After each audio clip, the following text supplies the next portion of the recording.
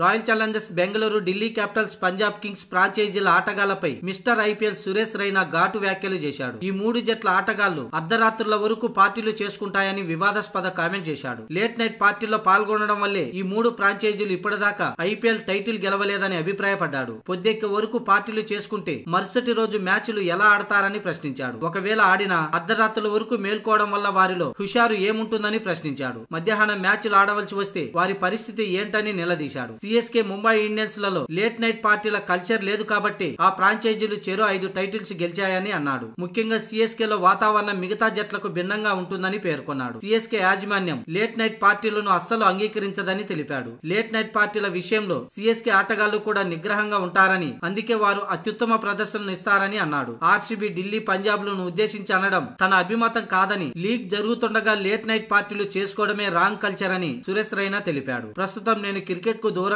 ఉన్నాను కాబట్టి late night పార్టీలు చేసుకున్నా తప్పేం లేదని అన్నాడు. కానీ జట్లు మాత్రం అర్ధరాత్రి 12-1 గంట వరకు పార్టీలు చేసుకుంటే తర్వాతి రోజు మ్యాచ్లు ఎలా నెగ్గుకొస్తారని సురేష్ రైనా పేర్కొన్నాడు. కాగా సురేష్ రైనా తన ఐపీఎల్ కెరియర్ లో సింహభాగం సిఎస్కే కు ఆడిన విషయం తెలిసిందే. అతను ధోని తర్వాత సిఎస్కే తరపున అత్యధిక మ్యాచ్లు ఆడాడు. సిఎస్కే అభిమానులు రైనాను ముద్దుగా చిన్న తల అని పిలుచుకుంటారు. ప్రస్తుతం రైనా ఐపీఎల్ కు వీడ్కోలు పలికి కామెంటేటర్ గా వ్యవహరిస్తున్నాడు. ప్రస్తుతం ఐపీఎల్ సీజన్ లో ఆర్సీబీ, పంజాబ్, ఢిల్లీ జట్లు పేలవ ప్రదర్శన చేస్తూ పాయింట్ల పట్టికలో చివరి 3 స్థానాలను ఆక్రమించాయి.